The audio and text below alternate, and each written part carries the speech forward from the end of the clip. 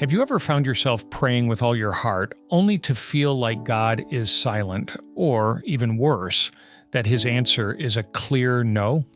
It's one of the hardest things for believers to face, a prayer denied, a door closed, or a dream left unfulfilled. It can leave us questioning, why would a loving God say no to something I desire so deeply? It's a question that countless Christians, including some of the most faithful believers, have wrestled with throughout their lives. In life, we all experience moments when things don't go according to plan. We face rejection, loss, disappointment, and confusion. No matter how hard we try to control the circumstances around us, the reality is that life is filled with moments when God's will doesn't align with our own desires.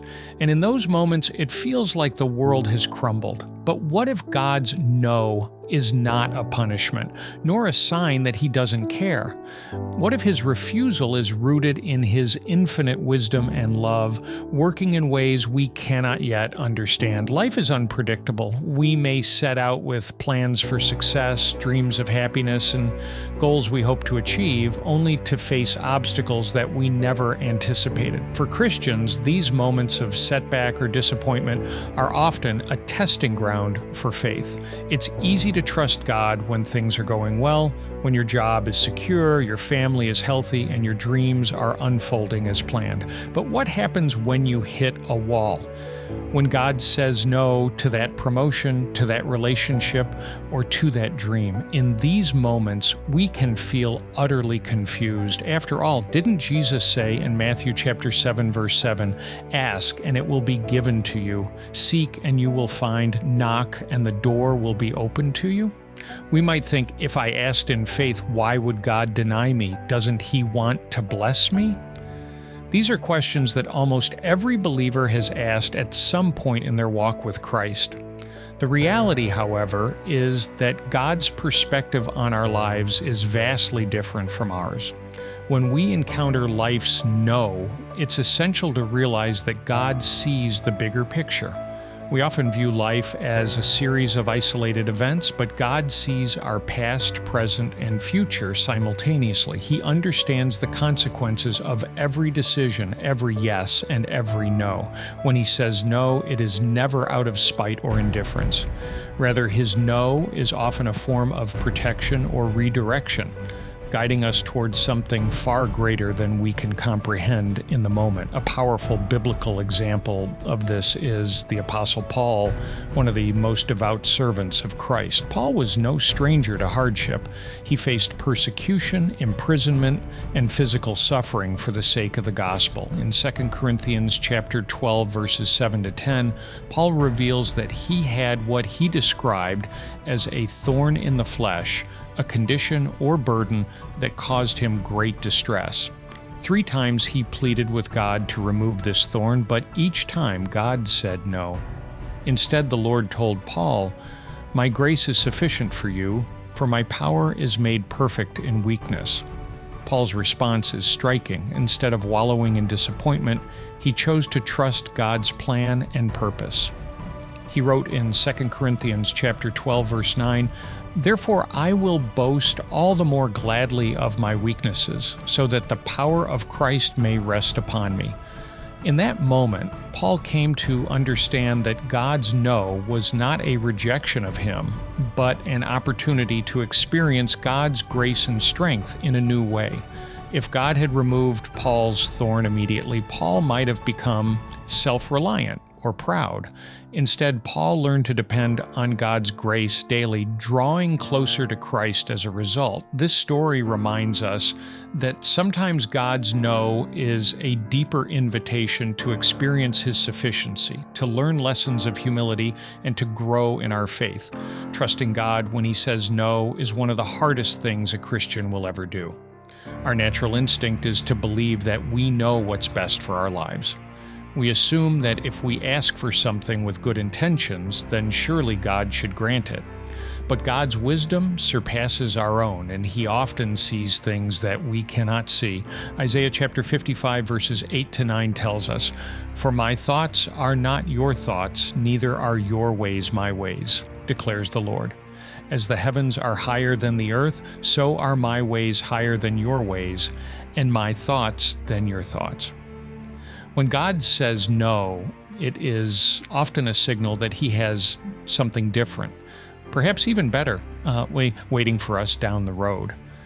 But in the moment, it can feel painful and confusing. In those seasons of waiting and uncertainty, we must cling to the promise of Romans chapter 8, verse 28, and we know that in all things God works for the good of those who love him, who have been called according to his purpose. Consider the story of Corrie ten Boom, a Dutch Christian who, along with her family, helped Jews escape the Nazi Holocaust during World War II. Corrie and her sister Betsy were eventually caught and sent to a concentration camp. During her time in the camp, Corrie experienced deep suffering, and she prayed fervently for release. But her prayers seemed to go unanswered as conditions worsened and Betsy died. Corrie was heartbroken, questioning why God allowed her sister to die. Yet in the midst of unimaginable pain, Corrie continued to trust God. After the war, she realized that God had been working in ways she couldn't understand. Betsy's unwavering faith and love in the face of death became a source of inspiration for countless people. And Corrie herself went on to become an international speaker and author, sharing the message of forgiveness and faith in the face of hardship. God said no to Corrie's immediate request for deliverance, but he used her suffering to touch millions of lives. It's a profound reminder that God's no doesn't mean he is absent or unloving. Rather, it often means he is working behind the scenes in ways that will ultimately lead to his greater glory and our greater good. When God says no, it can feel like a roadblock, but often it's an opportunity for spiritual growth. When our plans fall apart, we're forced to rely more fully on God's plans. We begin to understand that our identity is not tied to our success, relationships, or circumstances, but to our relationship with God. In moments of disappointment, God refines our faith. He teaches us to surrender our desires to his will, and in that process, we become more like Christ. Jesus himself faced a moment when the Father said no. In the Garden of Gethsemane, knowing the suffering he was about to endure, Jesus prayed, "My Father, if it is possible, may this cup be taken from me. Yet not as I will, but as you will." That's Matthew chapter 26, verse 39. God's answer was no, and Jesus went to the cross.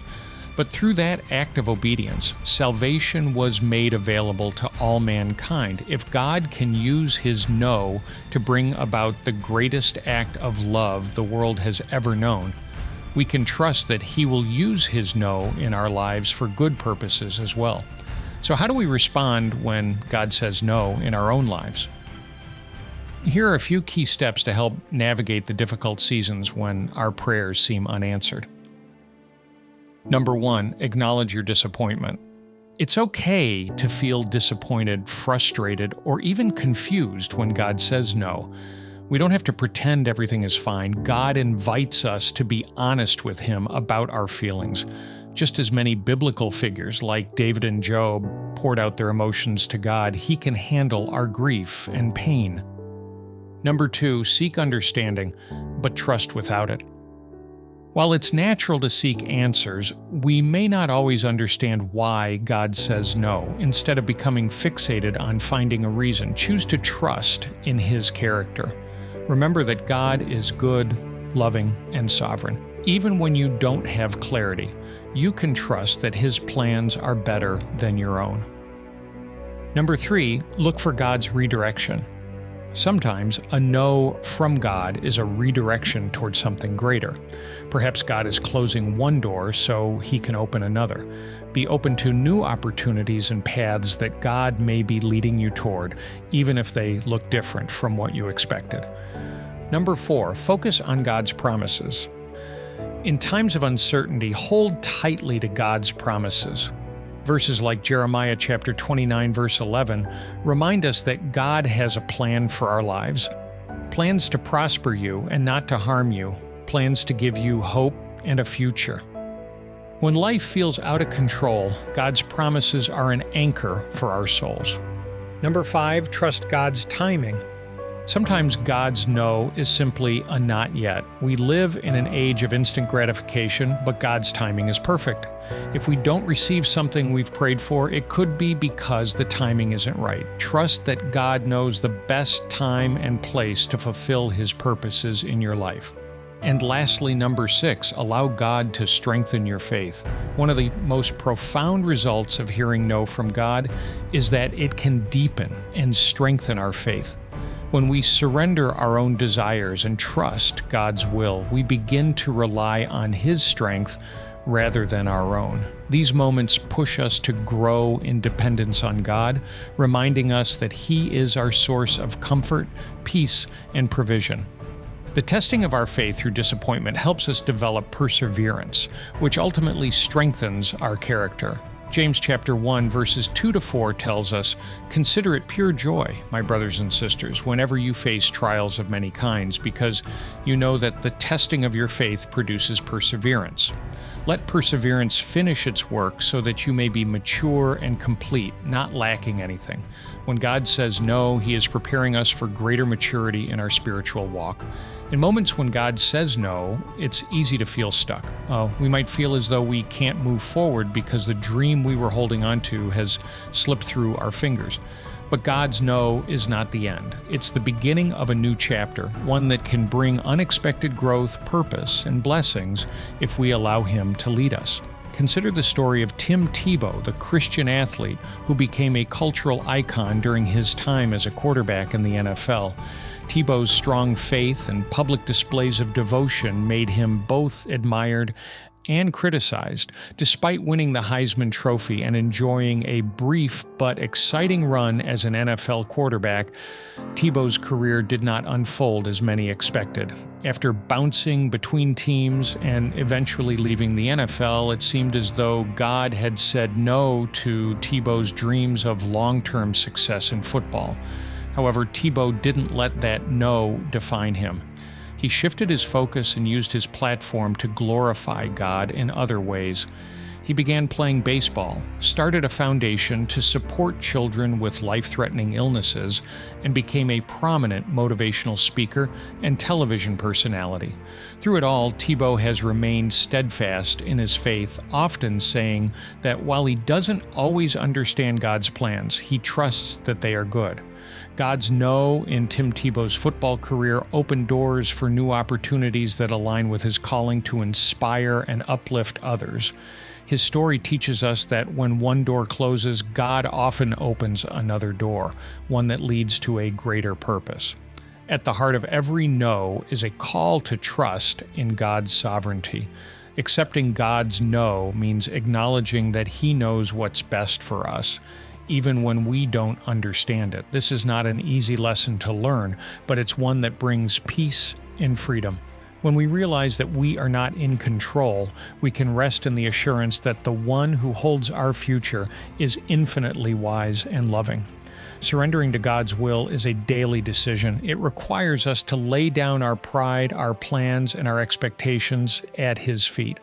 We must be willing to say, as Jesus did, "Not my will, but yours be done." Luke chapter 22, verse 42. When we trust in God's sovereignty, we can face any outcome with confidence, knowing that His ways are higher than ours. Sometimes we might not see the full picture until we look back years later. What once felt like a painful no may eventually reveal itself as a blessing in disguise. Perhaps God protected us from a harmful situation, or maybe He was preparing us for something even better. Regardless, we can trust that His timing and His purposes are perfect. In conclusion, when God says no, it's not the end of the story. It may feel painful in the moment, but God's no is often a redirection, guiding us toward His best for our lives.